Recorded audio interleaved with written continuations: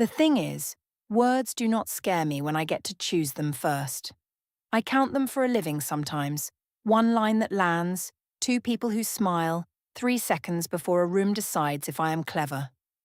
Of course, people think that makes me cold, but people who say that have never watched a room laugh at them before they were ready.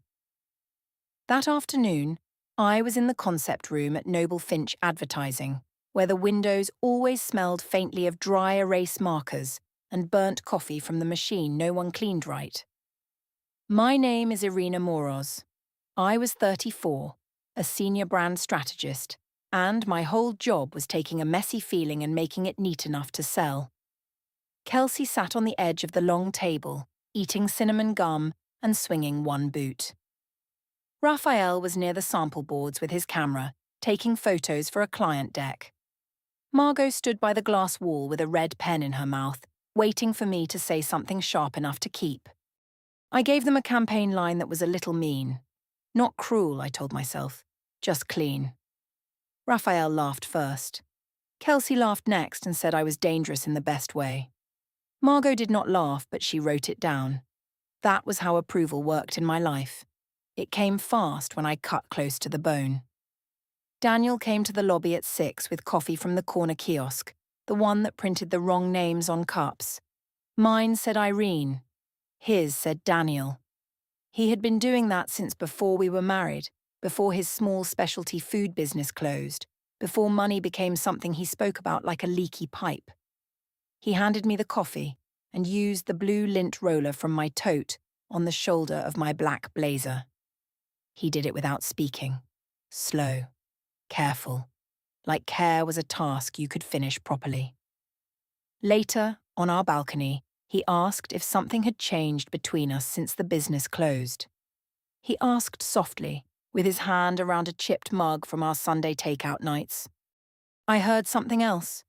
I heard him asking me to carry his shame more gently, so I told him he was making failure sound like a weather system. Priya was at the door then, holding the baking dish she had borrowed. She heard the last part.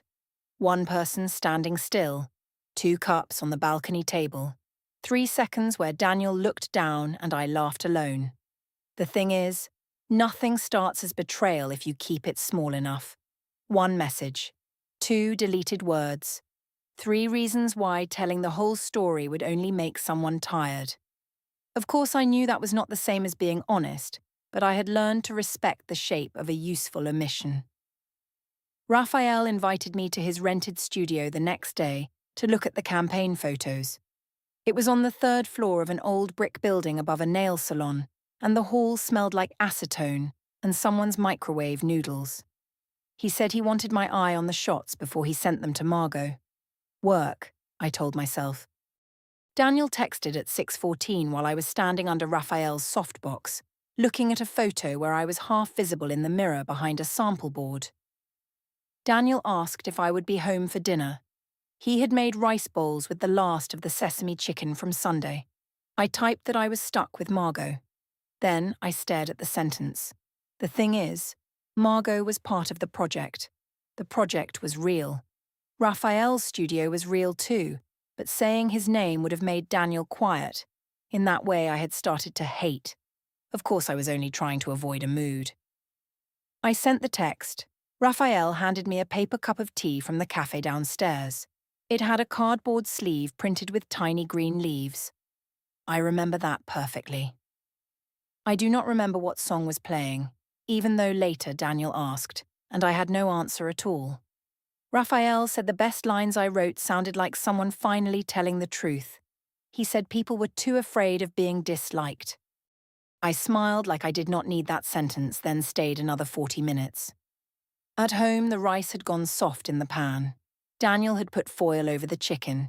He was at the table with his laptop open, a job listing frozen on the screen. The blue lint roller was by the front door where he always left it after cleaning my coat. He asked if Margot liked the photos. Calm, factual, not accusing me. That made it worse.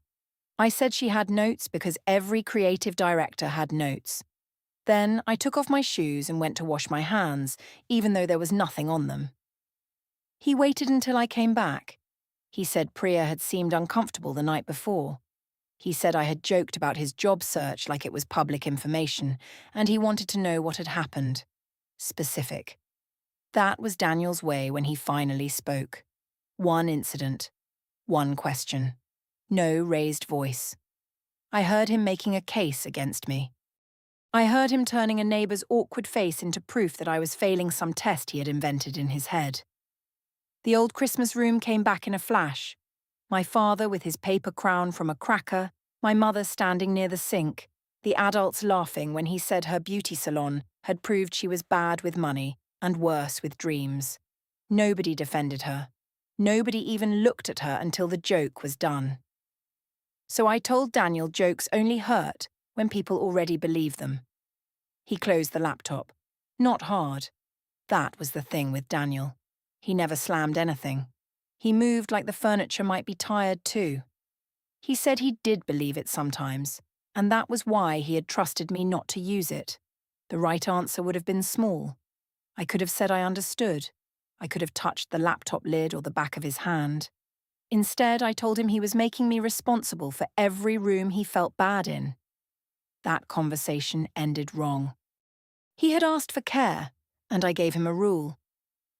The next morning, Kelsey came by the agency sample closet while I was pulling fabric cards for a pitch. The closet smelled like cardboard, old perfume samples, and lint from the rolling rack. She had seen Raphael's post from the studio. She said she almost sent a flame emoji but deleted it because Minji watched everything like a detective. I told her there was nothing to detect. Kelsey grinned and said that was usually when there was something worth detecting. Then she leaned against the shelf of tote bags and told me Daniel had been heavy lately. Not bad, just heavy. She said women were allowed to have air.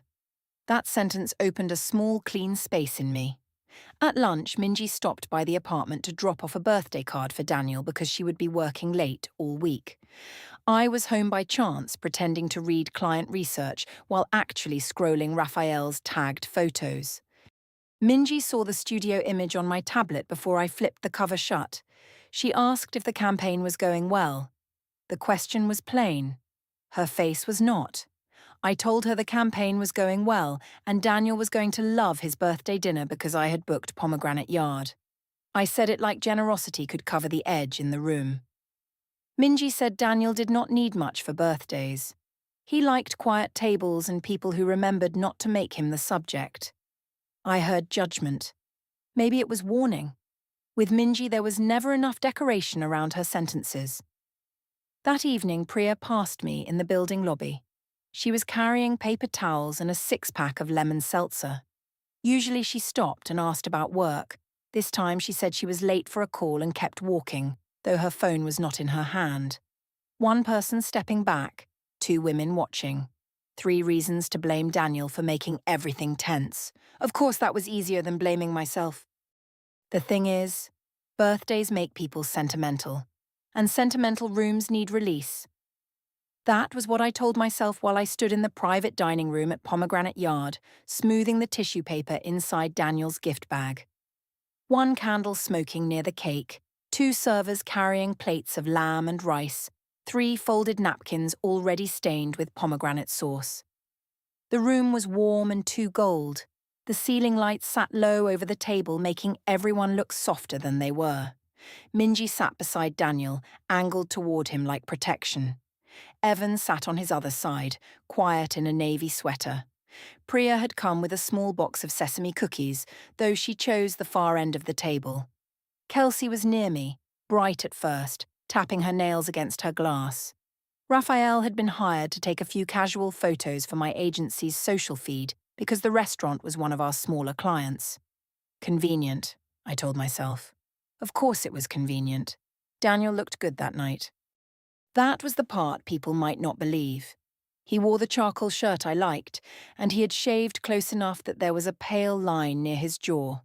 He thanked people for coming. He asked Evan's mother about her knee. He smiled at Priya when she gave him the cookies. I kept waiting for him to look lighter because I had arranged all of it. Before the gift, Minji told him she was proud of how he had handled a hard year.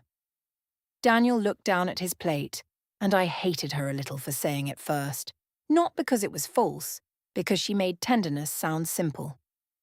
Kelsey nudged my knee under the table and asked if I was giving him the funny gift. She meant the t-shirt. She had laughed when I showed her the online order confirmation 3 days earlier in the agency sample closet, while she chewed gum and said Daniel needed to stop treating failure like sacred ground. Raphael lifted his camera when I reached for the bag. Daniel took it from me with both hands. He said I always wrapped things better than stores did. That was true. I had folded the black cotton, used the blue lint roller on it twice, and tucked the tissue under the edges so the shirt would open clean. Presentation matters. That was not a joke to me. He pulled back the tissue. The shirt unfolded slowly because the cotton stuck to itself at the crease. White letters appeared in pieces first. I'm a loser. Then. And a failure. There was a small sound from Evan. Not a word. Priya stopped moving her spoon. Minji's face did not change, which was worse than any expression. Kelsey laughed half a second late, then covered it by drinking water. I laughed first. I kept laughing because the room had left me alone inside the laugh, and stopping would mean standing there with what I had done. The thing is, blunt things can be funny because they are too much. That was what I believed. At least, that was what I needed everyone else to believe before Daniel's face settled. He looked at the shirt for a long time. Not dramatic, not theatrical. He held the shoulders of it between his fingers as if it were wet. The letters faced him, then the table, then him again. He did not put it on. I told the room it was an inside joke. I said Daniel had a dark sense of humour, which was not exactly a lie, but it was not true in that room. Daniel had once joked about his failed business when it was only the two of us eating cold noodles at midnight. He had said maybe he should print failure on aprons and sell those instead. He had said it once softly, into the sink. He had trusted me with it because the apartment was dark. Now the room had candles. Raphael's camera made a small clicking sound. Once. Twice. Then a phone lifted. I saw the red circle on his screen and looked away because seeing it meant I had a choice. Daniel folded the shirt once. He lined up the sleeves. He folded it again and placed it beside his plate, next to the little dish of chili oil. His hands were steady. He thanked me. Not warmly. Not cruelly. Just 2 words shaped like an exit. I tried to save the room. I told a story about our Sunday takeout ratings, how Daniel once gave a rice texture of 4 out of 10, like he was judging a national contest. Evan smiled because he was kind, but the smile did not move through the table. Priya looked at her plate. Minji asked the server for more water, though her glass was full. Daniel did not raise his voice.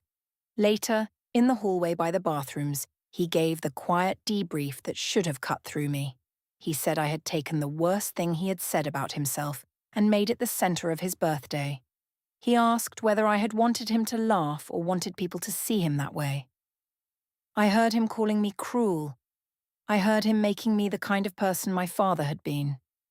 That was too close, so I stepped away from it. I told him he was choosing humiliation because it gave him power over me. I said everyone had been fine until he decided not to be.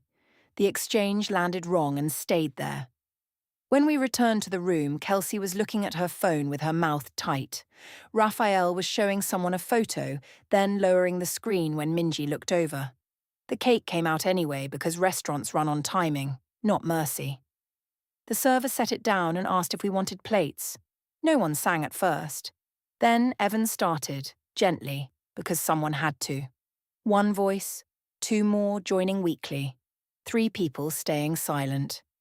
Daniel blew out the candles before the song fully ended. The blue lint roller was in my purse under the table. I had used it to make the shirt look clean. Daniel had used it to make me look cared for. Minji asked for the check before dessert plates were cleared. Daniel did not stop her. At the door, Priya touched my elbow and said she hoped we got home safe. Not that it was funny. Not that people misunderstood. Just safe. In the parking lot, Raphael told me under his breath that the room had gone colder than he expected. He said it like weather again, like none of us had opened a window. Of course I said Daniel could turn anything into a funeral. Raphael did not laugh that time. The thing is, a video feels less real when it is only a rectangle in your hand. One replay, two comments. Three people using careful words like uncomfortable and rough. Of course, they did not know our marriage, so their opinions should have slid off me. They did not. The morning after Daniel's birthday, the apartment smelled like old takeout and the lilies Minji had brought, already sour at the edges. Daniel was not in bed when I woke. His pillow was flat, his phone charger still plugged in, and the empty hallway frame caught the first light from the window. He had removed the birthday photos before I got up. I made coffee too strong and opened my phone. Raphael had tagged the restaurant in a story. It showed Daniel unfolding the shirt, my laugh bright and too loud near the camera, and Minji's face turned toward her brother. Two people had reshared it before breakfast. Kelsey had viewed it. Priya had viewed it. Margot had viewed it at 7:42, which I know because I stared at the list while my toast burned black in the toaster. Minji sent one message. She said Daniel trusted me with the word failure, and I used it as decoration. I set the phone face down beside the sink. Then I cleaned the refrigerator at 8:10 in the morning. I threw out half a jar of capers, 2 soft carrots, and a takeout sauce cup from a place we had once rated too sweet, but finished anyway. It was easier to sort expired food than answer Minji. Daniel came in from the laundry room holding the black t-shirt. He had washed it. That bothered me before I knew why. He stood by the folding counter under the buzzing light, the machine behind him thumping with towels. He folded the shirt with the same care he gave everything he could not say. First the sleeves, then the bottom edge, then his palms smoothing the letters until they vanished inside the fold. The door opened a little then. Not the laundry room door. Something in my head. I saw his hands on my blazer in the agency lobby, the blue lint roller moving over black fabric. I saw the same black cotton now, the same careful pressure, but turned inside out. The shirt was not about a joke anymore. It was about how well I had prepared the wound. I had known the word. I had known the room. I had known he would not make a scene and save himself. For a few seconds, I almost reached for the shirt. Then I told myself dramatic people folded evidence. The thing is, Daniel liked order. Of course he folded the thing that hurt him. That did not make me guilty. It made him Daniel. I lifted my phone like I might photograph the folded shirt, then deleted the camera before taking anything. Even the screen made me look worse than I wanted. In the bedroom later, Daniel sat on the edge of the bed wearing grey socks with a hole near the heel. I remember the hole. I cannot remember whether I apologized first or started explaining. That absence should tell you something, but I am still careful with what it tells. He said he could not tell which version of me was real, the one who brought him soup when he could not sleep, or the one who turned his worst sentence into a punchline. He said it without heat. That made it harder to fight. I heard him asking me to perform softness on command. I heard him making himself the victim in a room with no witnesses, which felt convenient after everyone had seen him quiet at dinner. So I tried a controlled partial truth. I told him I had gone too far with the shirt, but that he had also made the apartment impossible for months. I said his silence filled every room and expected me to decorate around it. I said I was tired of being married to a closed door. That should have been the start of something honest. I used it like a knife with a ribbon on it. Daniel listened. Then he said the pattern was not one shirt. It was me turning his private fear into material whenever I needed the upper hand. The job search in front of Priya, the joke on the balcony, the group comments about men who wanted praise for surviving failure. He named each one like he had written them down somewhere, though there was no paper in his hand. The washing machine buzzed from down the hall. Neither of us moved to get it. That was the anticlimax of our first real break. Wet towels waiting, a phone lighting up, coffee going cold. Kelsey answered my first text with a tiny face emoji and said everyone was being intense. She answered my second 4 hours later and said maybe I should let it breathe. By evening, she did not answer at all. Priya passed our door at 6 with her grocery cart and did not knock. I heard the wheels catch on the hallway rug, the same way they always did. Before, she would have called through the door that the building needed to fix that bump. This time, she kept going. Margot called me from the agency at 6:30 while I was standing in the laundry room with the towels still damp in the basket. She said the client had seen Raphael's restaurant story. She said personal material could become brand material in the wrong hands. She did not tell me I was cruel. She told me to keep my private life away from client spaces. That was worse because it was useful. I told Margot it was an overblown birthday joke. She said she hoped so. Then she asked if Raphael had permission to post from a client venue. The question shifted the floor under me. Not because it was legal. Not yet. Because she had stopped asking how I was and started asking what risk I brought into the room. That night, Daniel took the hallway frame off the wall. He did not replace the photos.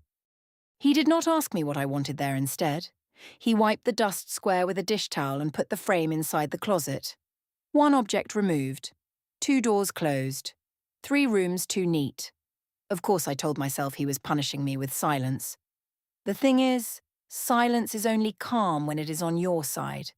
When it turns away from you, it becomes a wall with no handle.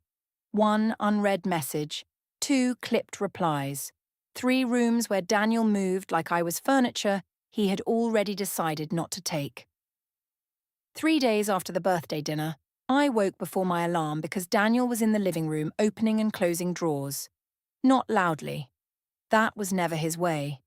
He had a legal pad on the coffee table, but I did not know what was on it and did not ask. He had stacked receipts beside his laptop. Restaurant charge, grocery receipts, a bank envelope. The T-shirt sat folded on the armchair, black and square, like a guest who had stayed too long. No legal words, no threats, just order. I should have been quiet then. Instead, I made coffee and started composing a message in my head before the machine finished dripping. The group chat had gone strange since the dinner. Before, Kelsey sent voice notes about clients and shoes and people from college who had named their dogs after cities. Priya used little green check marks. Evan only sent dry one-line comments. Now the thread sat open with no one knowing how to step around the shirt. I decided to help them. That is what I called it. I wrote a long explanation. I said people were performing concern over a private joke. I said Daniel and I had a dark sense of humour. I said marriage looked strange from the outside when people only saw a clipped moment. I said some people enjoyed making women villains when men were embarrassed. I edited it twice.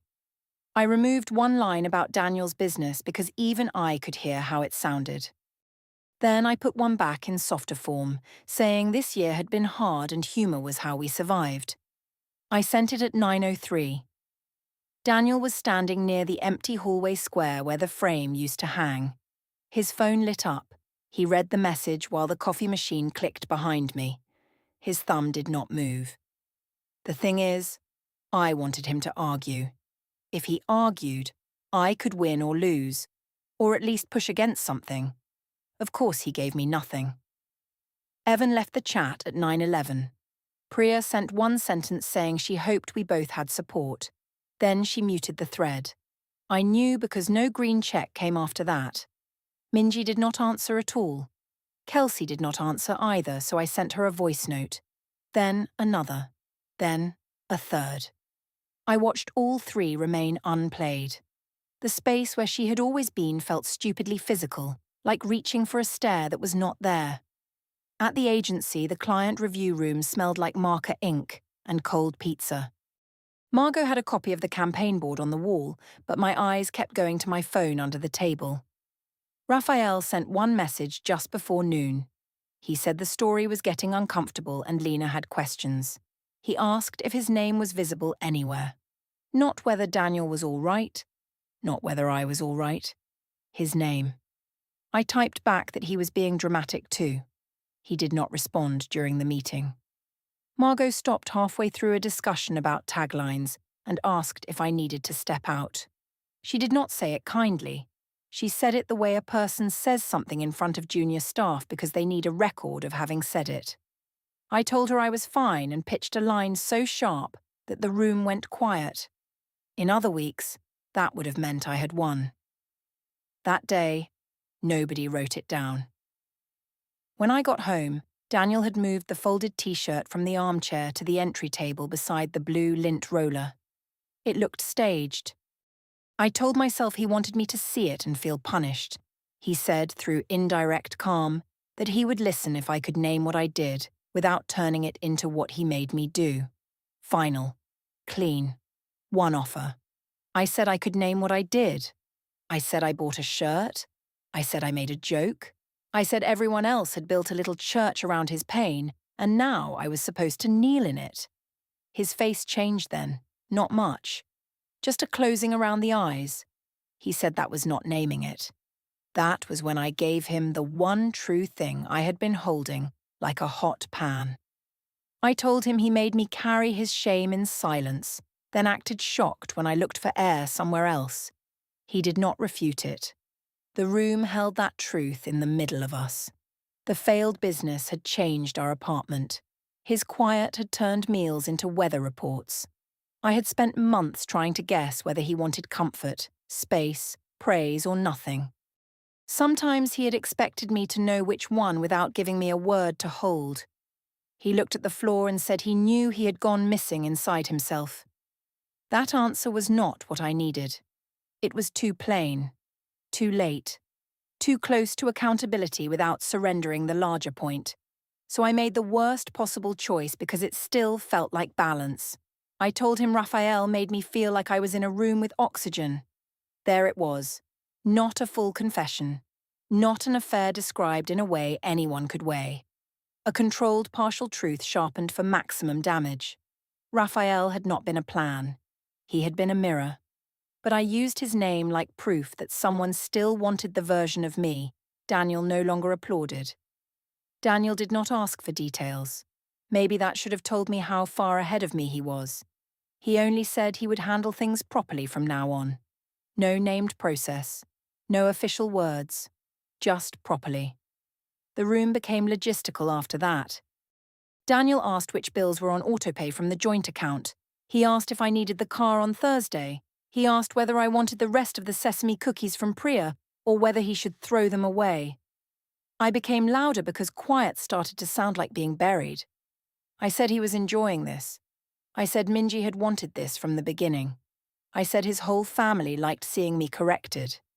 He wrote something on his yellow legal pad and capped the pen. That was his silent decision marker, the cap clicking into place.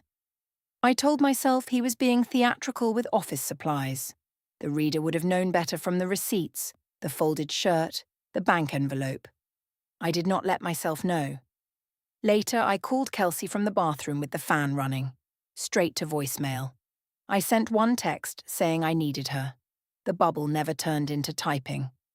Raphael finally answered near midnight with a line saying he needed space because Lena was upset. Of course Lena was upset. Of course everyone had a role except me, the sister, the neighbour, the husband, the photographer with a partner asking questions. I sat on the bathroom floor and peeled a strip of clear nail polish from my thumb until the nail went rough. When I came out, Daniel was asleep on the couch with his phone face down on his chest. The t-shirt was still by the door. The blue lint roller was beside it, bright and cheap and ordinary. One object waiting. Two people awake in different ways. 3 words I had printed because I thought words belonged to me. The thing is, documents do not care how good your explanation sounds. Of course, I still brought one with me to Midtown Community Bank. 1 folder in my tote. 2 clean sentences ready. 3 faces behind the glass wall before I understood the room was not waiting for my version. Daniel had asked to discuss separating our joint savings access. I wore the black blazer he used to clean with the blue lint roller and arrived 5 minutes early. The bank office smelled like carpet cleaner and paper cups of weak coffee. A wall clock ticked over a framed poster about family planning. Daniel was already there. Minji sat beside him. A bank officer stood near the desk with her hands folded. A 4th person held a large envelope and asked me to confirm my name. I signed because people sign when someone official asks, and there is a pen pointed at the line. The document was a petition for dissolution of marriage with a motion for temporary orders. Temporary separate control of individual income. Temporary exclusive use of the apartment for Daniel. A hold on large withdrawals from the joint savings account. First hearing on June 3rd. My hand closed around my bag strap until the leather bent into a hard crease. I set the envelope on the desk, then picked it up again because leaving it there made it look like it belonged to everyone. The proof was not new. That was the worst part. The birthday video from Raphael's story. My group chat explanation. The messages about Daniel's job search after he had asked me to keep it private. The restaurant receipt. The screenshots Minji had kept after staying quiet too long. I told the bank officer this was a private marital misunderstanding being made bigger by Daniel's family. She looked at the screen and said the account change could not be processed as originally requested while temporary orders were pending. Not cruel. Not kind. True. Before I reached the parking lot, Raphael sent a message saying Lena had seen the clips and screenshots, and that our connection had been professional banter. Then his profile photo disappeared. I moved into a short-term furnished rental above a dry cleaner with 2 suitcases and 1 box of agency notebooks. My personal account covered rent, but the joint savings stayed restricted until the temporary orders hearing. Priya stopped answering casual texts. Minji blocked me, and Kelsey watched my stories without replying. Raphael deleted the birthday clips, sent 1 formal email to Margot, and blocked me before lunch. Margot removed me from a family-centered campaign because the client had seen the birthday video. I thought humor kept me above shame. Of course I did. I had built a whole life on saying the sharp thing first. But I took the worst word Daniel gave me in private and put it on cotton. I wrapped it. I handed it to him in front of people who knew his face. At the old apartment, the blue lint roller still sits on the entry table. The shirt was never the joke after that.